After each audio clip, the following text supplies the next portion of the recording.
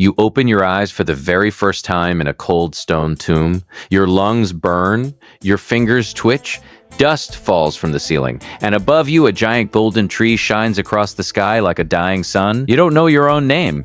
You don't know how long you've been dead, but you do know one thing. At the end of this journey, you will either become a god or die so many times that death itself becomes meaningless. The problem? This world has already destroyed every hero that came before you. The greatest warriors are insane, the gods are broken, the entire kingdom is rotting, and somehow, you are expected to fix it. Welcome back to the lands between. It is going to be a very bad century. Level 1, you are already dead. You are one of the Tarnished. Long ago, your ancestors lost the blessing of grace and were exiled from this land. Now, mysterious golden light has called you back from death itself. That sounds honorable. It isn't. You are not a chosen hero. You are recycled labor, a disposable corpse. Thousands of Tarnished came before you. Most died. Some went insane. Others simply sat down somewhere and never moved again. Therefore, your resurrection isn't a miracle. It's a recruitment notice. You have been drafted into a divine civil war. Without your consent. Imagine waking up one day and being told, go kill multiple demigods. No, you don't get an army.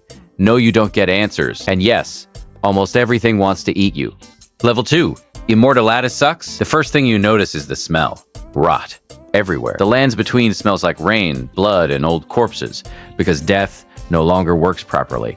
People don't simply die here, they decay, slowly, painfully, forever. You meet soldiers who have forgotten why they're fighting, nobles that wander in circles for centuries, entire families trapped in half-living bodies. Imagine having dementia for 500 years. Imagine feeling hunger forever. Imagine watching your body rot while remaining conscious. That is normal here. Therefore, your own immortality suddenly becomes terrifying, because every time you die, you come back. But pain remains, fear remains, trauma remains.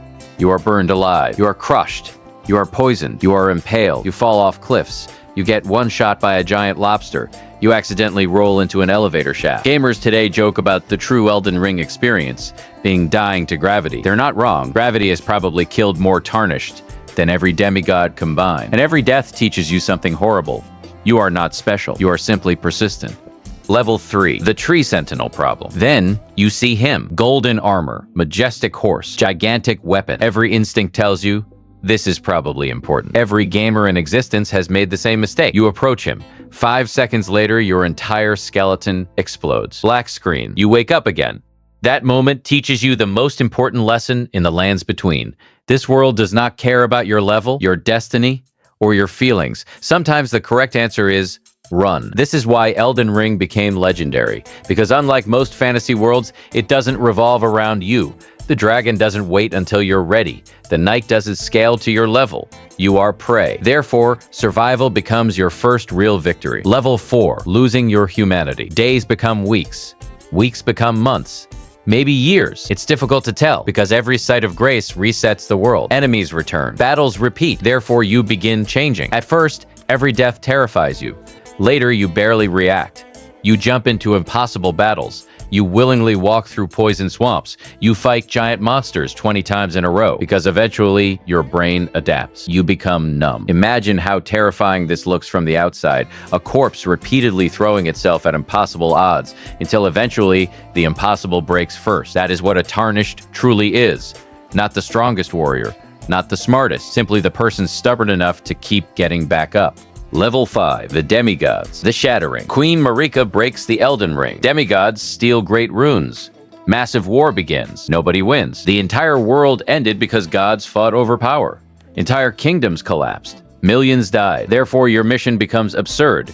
You must kill beings capable of destroying continents, and you don't even have proper pants. Level 6, Godric the Grafted. Stormvale Castle is your first glimpse into divine insanity. Bodies hang from walls. Limbs are piled in corners. The air smells infected. Then you meet Godric. He has attached hundreds of human arms onto his body.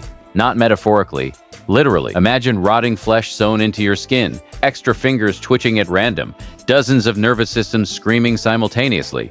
Godric became so terrified of weakness that he turned himself into a medical nightmare. Therefore, you realize something. Power in this world always has a price. Every demigod sacrificed something. Their sanity, their body, their identity. And eventually, you will too. Level 7, Caelid, the worst place ever created. You enter Caelid. Everything immediately becomes worse. The sky is bleeding. Dogs are larger than bears. Birds have knives for feet. The ground itself appears diseased. Scarlet rot covers everything. Imagine every cell in your body slowly liquefying while remaining alive. That is scarlet rot. This entire region became an apocalyptic wasteland because of one battle. A single demigod attack permanently destroyed an entire ecosystem. Suddenly, your ambitions feel very small. How do you defeat creatures capable of poisoning continents? The answer is simple. You don't. You keep trying anyway. Level 8. Radon, Conqueror of the Stars. People tell stories about General Radon, the strongest warrior alive, a man who literally halted the movement of stars, a living legend. Then you finally meet him, and it's horrifying. He is insane. Scarlet rot has eaten his mind. He no longer remembers who he is. He wanders the desert eating corpses. His horse somehow still carries him, despite weighing several tons.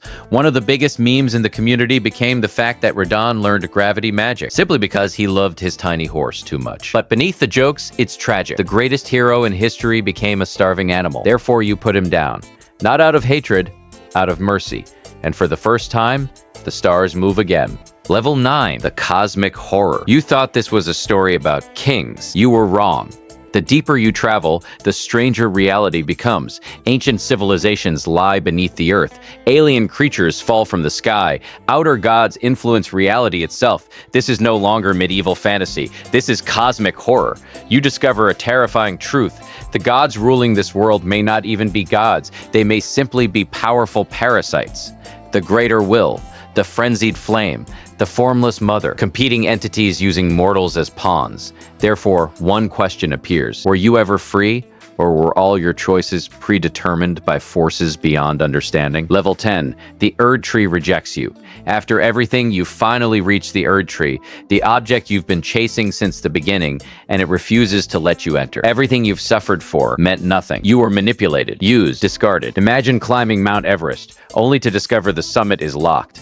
That is your life. Therefore, you must commit the ultimate sin. Burn the Erd Tree itself, the symbol of order, the center of civilization, the object millions worship because becoming Elden Lord. Level 11, Malenia. Then comes the nightmare, Malenia. Possibly the most feared boss in gaming history. Millions of players have suffered here. Entire friendships ended here. Controllers died here. Even today, gamers still speak her name with trauma. She has never known defeat. And after meeting her, you understand why. Every movement is perfect. Every strike is graceful. Every mistake means death. Then she says the words, "I am Malenia, Blade of Miquella." And suddenly your heartbeat increases because you know what comes next. Thousands of deaths, hours of suffering, pure psychological warfare. Therefore, defeating her feels incredible, but it also reveals something darker. You have become someone capable of killing legends, someone capable of defeating gods. What exactly are you becoming? Final level, Elden Lord. You stand before the Elden Ring, the source of everything, the thing that destroyed this world, the thing that resurrected you, the thing that manipulated everyone. And suddenly you realize something. There was never a happy ending, only choices. Do you repair the system? Destroy it? Replace it? Usher in an age of stars? An age of chaos? Every ending changes the world forever. Therefore, becoming Elden Lord isn't victory, it's responsibility. And responsibility is terrifying. Because every ruler before you believed they could save this world. Every god thought they were right. Every age promised peace. Every age failed. You finally sit upon the throne. You did it. You won. Congratulations. Look at your hands. They're covered in blood. Look behind you. Mountains of corpses. Look at yourself. You barely remember who you were. The dead warrior who woke up in that crypt no longer exists. Only the Tarnished remains. But before you can rest, you notice something. Far away, another golden ray of grace appears. Another corpse opens its eyes. Another Tarnished begins their journey. And considering how many players are still returning to Elden Ring years later and continuing to create new builds, challenge runs, and explore new experiences through titles like Night Rain, one thing has become clear. This cycle never truly ends. Because somewhere in the darkness, another warrior is already asking the same question you once asked. What happens if I become Elden Lord instead? And if even gods can fall, what chance do you have of keeping your crown?